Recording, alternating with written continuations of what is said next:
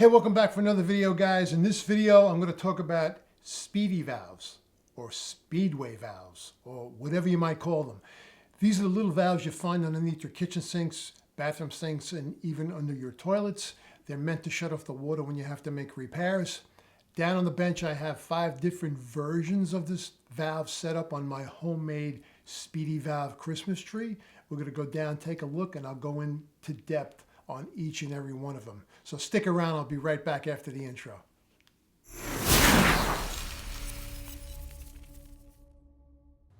All right, guys, here is my version of a speedy Christmas tree, or a speedy valve Christmas tree, point of use valve, speedway valve, whatever you guys call them in whatever part of the country you're watching from. So starting at the top there, you're going to see we have a type B Pex angle stop. And we're going to drop down next, and over here we have a shark bite angle stop. Moving on down, we're going to see a compression angle stop. Down from there, we are going to see a copper sweat angle stop. And finally, the all trusted I.P.S. screw-on type angle stop, which is mostly what I use here in New York City because that's mostly what I find. I find this and I find this, but we're going to go into each and every one of them. We'll go into a little bit more depth. I'll get into the insides, etc. And just to make you guys aware, these are angle stops. So you would find these where your water lines are actually exiting the wall. And an angle stop just makes it easy to make that turn and up to the fixture. But I want to grab something here while I'm panning again, just to show you that they also are available in a straight version. So if your water lines are coming up from the floor, you can get these in a straight version. Each one of the items I just showed you on my Christmas tree is available in a straight version. So whether it be Pex, whether it be shark bite, whether it be compression, sweat, or I.P.S, they're all available in a straight version. So with that said, let's start, I think, at the bottom. All right, so let's start with the screw type valve that you screw on to a nipple coming out of the wall. And typically, you would most often find, you'll have a decorative escutcheon generally. Not always, but generally you'll find a decorative escutcheon. And the distance coming out from the wall is going to vary depending upon who installed it. But this particular valve you're looking at here is a compression type valve, meaning it has a washer in it. And in this particular case, this one is made of plastic. Now, when I started, all these valves were made of brass, and they actually had a screw, a bib screw to hold that washer in. But as things have evolved, manufacturers have started making these in plastic. And from what I understand, the plastic ones hold up a little better to the hard water situations, but they don't have a bib screw. They have just like a little, I don't know what you would call that. It's a little stud sticking out of there. And if you wanted to change the washer, you simply would go get the washer, and you basically, you got to force it over this little stub, and that's how you replace the washer. But, I've used, like I said, they were mainly brass when I started. And we have good water here in the city, so I never had an issue with any mineral buildups on none of that stuff. But I have started using these plastic versions. And again, it's a typical valve with a washer. So you close it and you smash that washer, you compress the washer up against the internal seat, and that's how you get a water shut off. So it's a pretty simple design, and they work pretty well. The one thing I want to say about all of these valves, these get installed under sinks, kitchen sinks, lavatories, toilet bowls. and they will remain there until that particular appliance needs service. That could be 5 years, 10 years, 20 years, sometimes 50 years before somebody comes along and touches them. And basically the first person that comes along and starts to crank these, you'll get water leaking uncontrollably out of the stem here, out of this portion here. And more often than not, sometimes what happens is when you squeeze that washer up against the back of the valve, the washer will get stuck on the seat, and then you try to open it, and you just can't do anything about it. So before you decide to change one of these, use caution, and you want to make sure your water supply to the house is shut off, because the last thing you want to do is remove this valve and have live water coming out of here. So pretty much that's the screw type valve. And when I do put these valves on, I use a combination of Teflon tape, followed by my trusty Megalock pipe joint compound. And you know, all these products you're seeing in this video, I'm going to leave links to them below the video, so don't, you know, fear not if you're wondering exactly what I used.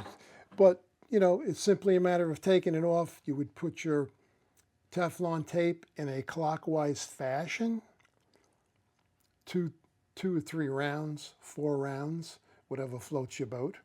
And then you would put a little Megalock over the tape, and you would put the valve on, and you could use an adjustable wrench to get that on there, because you have some nice little flats on here that you could grab onto. You just have to be aware that you're going to be putting the valve on in a clockwise fashion, and you want to hold back. You want to hold back here.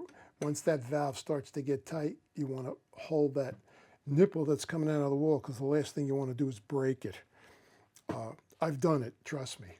But that's pretty much it with an IPS type valve. And one more thing, you see this valve is chrome plated. They're all chrome plated on my little Christmas tree here, but they are also available in a rough brass, meaning non-chrome plated version. And typically you would see those under sinks that aren't going to be seen. The chrome versions usually are saved for situations where you see stuff under a pedestal basin, under a toilet bowl. You generally wouldn't spend the extra money for the chrome versions to put under a sink when nobody's going to see them. So that basically covers my screw type valve. And I think what we're going to do next is jump to the copper type. So hang on, I'm going to make a switch and I'll be right back. All right, and here is the sweat or copper sweat version. And simply stated, again, you're going to see copper sticking out of the wall. You're not going to see a male adapter. This male adapter is usually inside the wall. And again, what you might see is a decorative chrome sleeve that's up against the wall. Not all the time. Sometimes people remove them.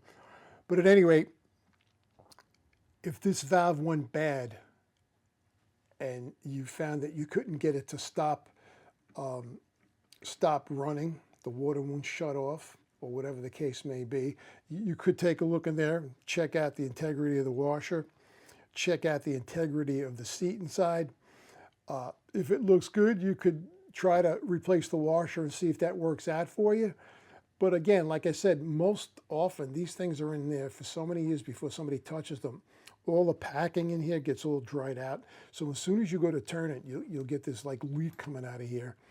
And you know, you'll start to freak out, which is not necessary, because pretty much a lot of times you can tighten this packing nut up and the water will stop.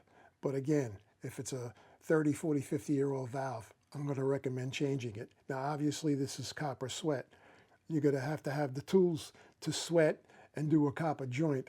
I'm not going to get into that in this video. I will leave links to videos I've done on copper sweating, and you can go look at those and check them out if you so desire, if you want to get into it.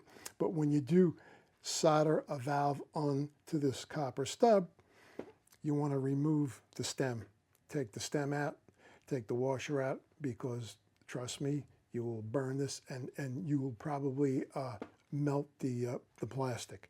Now, if it's a brass version, you could take a chance, but I'm telling you from experience, remove this, solder this, wait for it to cool, or get a rag, cool it off, then put this back in again, and you'll be set. So that's pretty much the copper version. Again, you may see a chrome sleeve on here. You're not going to see these male adapters.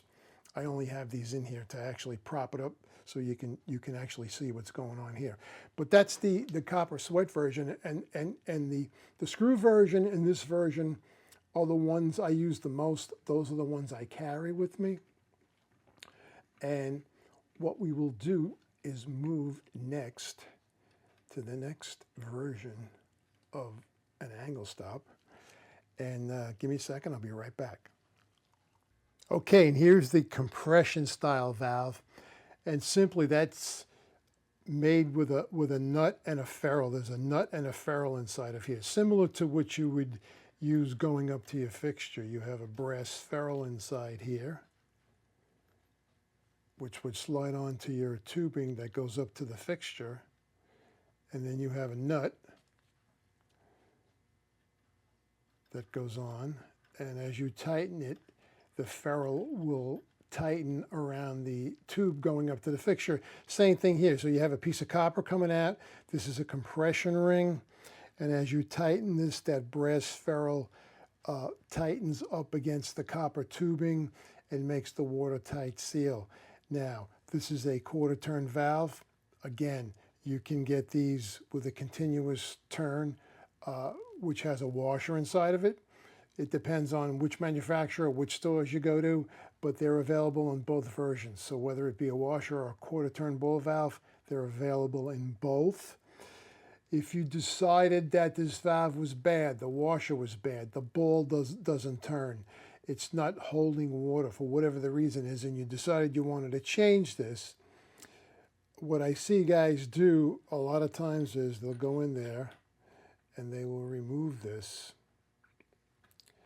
And what they will do is they will leave, now this is moving because I don't have it tightened down all the way, but make believe that's tightened all the way down, and they think that they can leave that there and come back with a new valve and tighten it down, and it's going to make a watertight seal. I don't recommend that because once these things get crimped down, especially up against the valve that was there, they kind of make an impression that's kind of set in stone. And when you put a new valve on there, this could be slightly different, and the ferrule's not going to sit up against that quite as it did with the old valve.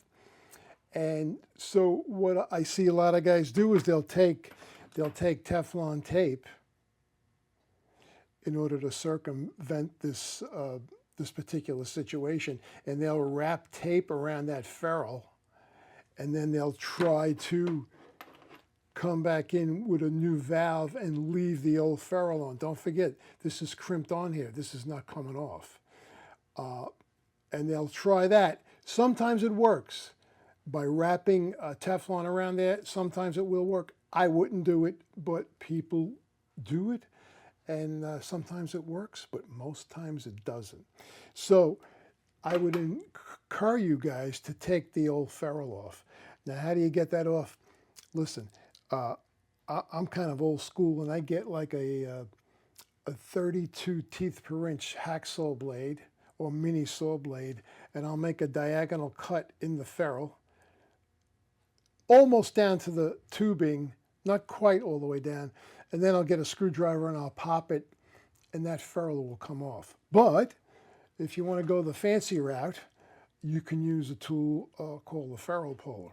Now, these are available in multiple variations by multiple manufacturers. Some work better than others, but just to give you an idea how they work, you would take this little, you see that little insert coming out of the tool there, and you would go inside the pipe as such. And actually, if you, now let's make believe that ferrule's stuck in that position, you'd back. What I'm doing is I'm going counterclockwise on the handle back here. You can't see my right hand to get it close enough to the ferrule. And what you would do is get this nut on here. And then let me see if I can reposition this camera so you get a better idea of what's going on here.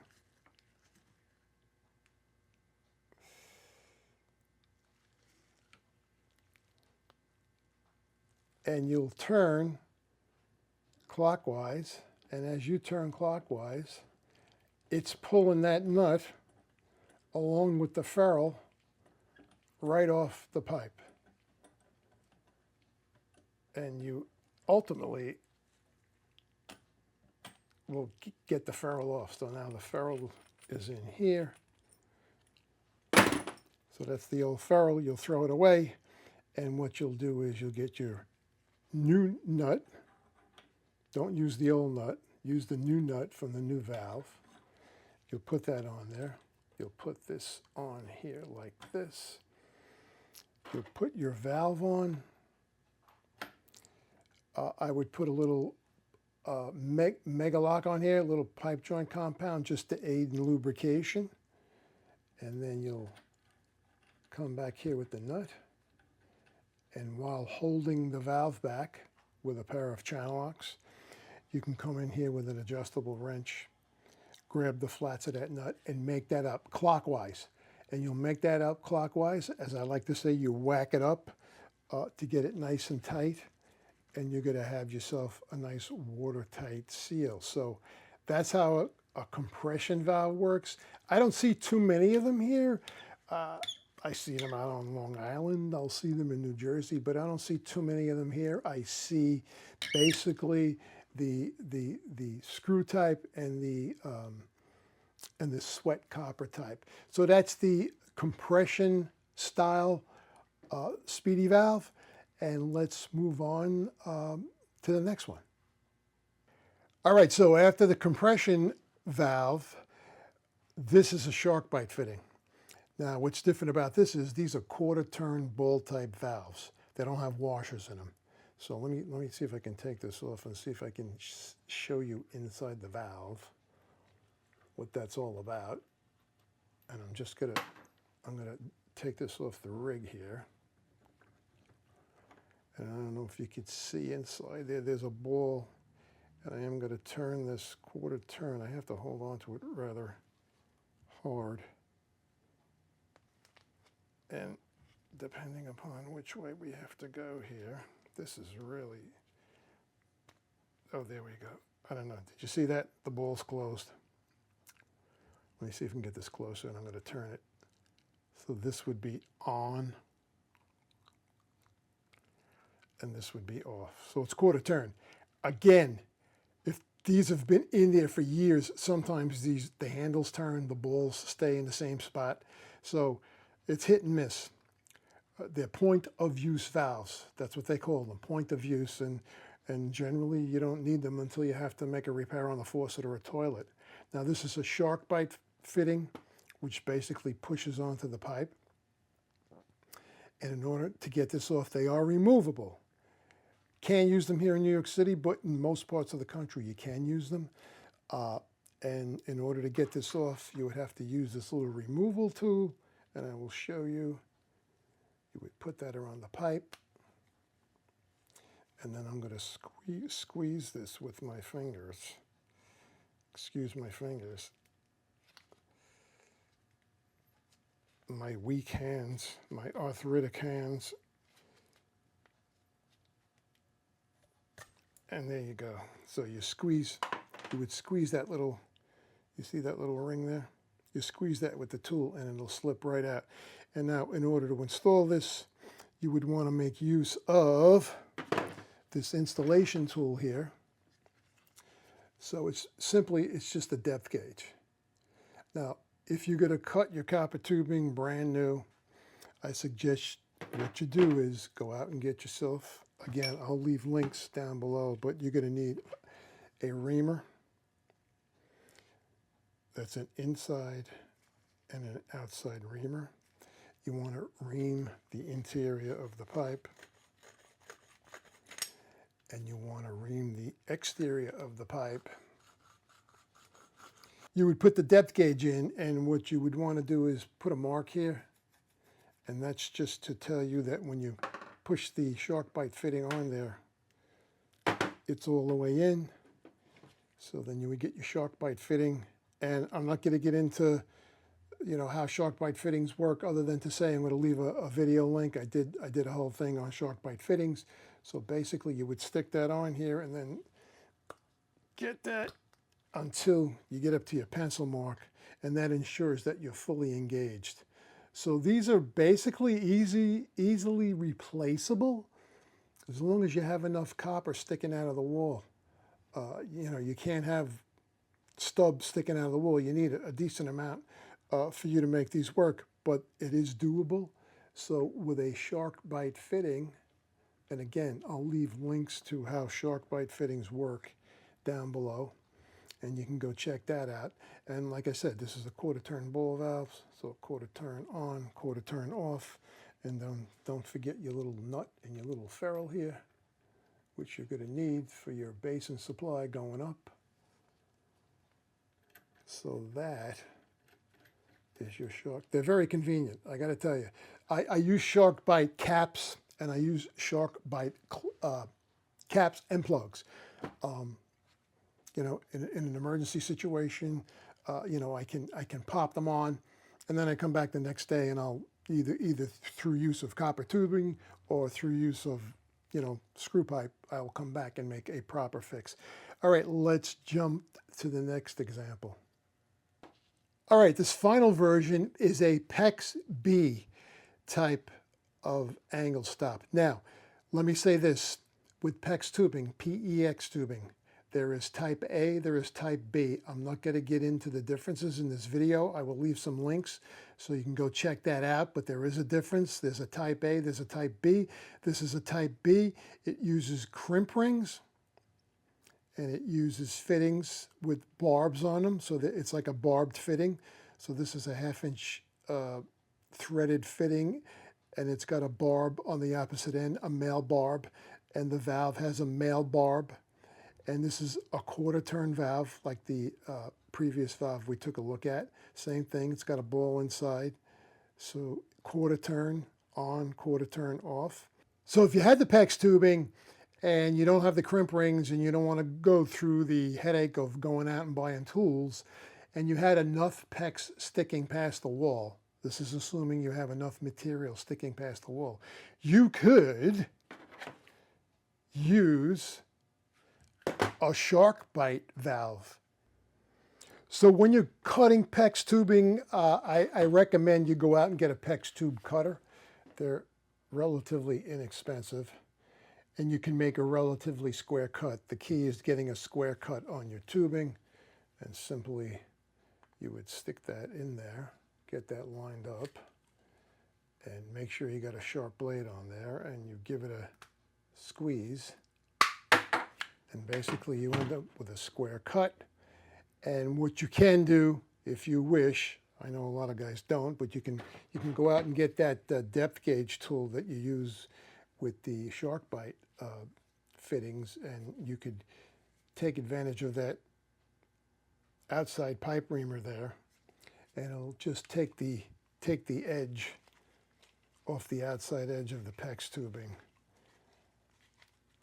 which will give it a slight little bevel, and it'll just make things easier if you're going to put a shark bite fitting over the tubing. And yeah, that's how that would work. If you're going to replace a Pex B style shutoff valve and you have enough pipe sticking past the wall, then you can put a shark bite valve right on the Pex tubing. All right, guys, real quick, I told you that if you're going to use a shark bite fitting in lieu of using a type B Pex type of angle stop, I told you to remove the insert. There's no need to remove it. These are already set inside of these shark bite fittings. and you would simply slip it inside the tubing, get it centered in the tubing, and then you see that mark there? There's a mark on there. And then you could push it in, and there you go. There's no need to remove it and put it inside the tubing. You can just leave it inside the valve and push it right on. So no need to remove it. Again, New York City, I can't use these. We can't use Pex, so it makes no difference. So you got an option. If you have Pex and you don't want to, and you have to replace that valve because it doesn't hold or it's leaking, you cut that tubing square, go out and get yourself a stop, whether it be a straight stop or an angle stop, cut that square, push your new valve on, and you are good to go. And yeah, that's how that works. And I'm going to step back. We'll take another look at all these valves, and we will do a roundup. And hopefully I have helped some of you guys out. You know, if you have any questions or you had some doubt in your head as to can I do this or can I not do this, should I call a plumber? And yeah, I'll be right back. All right, guys, and finishing up, you have your Pex B style angle stop. It has crimp rings on it. They're barbed fittings. If you don't have the tools to make that type of a connection and you have enough tubing sticking past the wall, you can certainly cut that square with the Pex tubing cutter, and you can use a shark bite fitting. Just remember to leave the plastic insert inside of the fitting, because that's got to go inside the Pex, and then you can just pop that on using the depth gauge. The next valve we're going to look at here is actually the shark bite valve. Shark bite valves, they're on copper tubing. If you're going to use it on copper tubing, that plastic insert should be removed. No need to leave it in there. You can, but there's no need to leave it in with copper. Let's drop down to the compression style fitting. The compression style fitting, again, available, you know, in many configurations, as are all these valves. You can get them with a washer, continuous turn, or quarter turn ball valves. Depends on where you get them, the availability, and the manufacturer. Let's go down to the most famous one here in New York City, or one of the most famous ones here in New York City, and that's the copper sweat valve. Again, if you don't want to get involved in learning how to sweat copper and you have enough copper sticking past the wall, make a nice square cut with a tubing cutter, de-ream, de-burr, both inside and outside, and you can use a shark bite valve in place of the copper sweat valve. And finally, the one on the bottom, which is probably the simplest, you just remove it, unscrew it counterclockwise, go get a new one, and clockwise, put a new one on, and you're in business. So there you have it, guys. There's 5 different versions of speedy valves, as I call them. You may call them speedway valves. I've heard them referred to as point of use valves, but you have choices, and depending upon your situation and your level of skill, you make the decision as to which route you're going to take to make the repair or the replacement.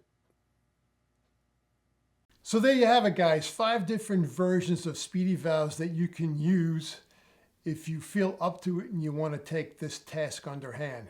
Now, in different states, different codes, you can use shark bite fittings, Pex tubing. New York City, I can't use those, but most of the time here, I was brought up on and still use the IPS or the screw type, because that's what I find mostly. And the second mostly used valve that I use is the one I have to solder on. Now, you may not want to invest in soldering, and I don't blame you, but if you have enough pipe sticking out past the wall, you can substitute perhaps a shark bite fitting or a compression fitting. Anyway, I hope this video was helpful to you guys who are looking to replace these valves yourself. If you're not already subscribed to the channel, I would highly encourage you subscribe. Hit the notification bell so you know when I post new videos. And by all means, please give it a thumbs up, because if you don't like these videos, YouTube hides them and doesn't show them to anybody, and that's not advantageous to this channel. Anyway, I hope to be seeing you again soon in the next video. Stay well, and as always, happy plumbing.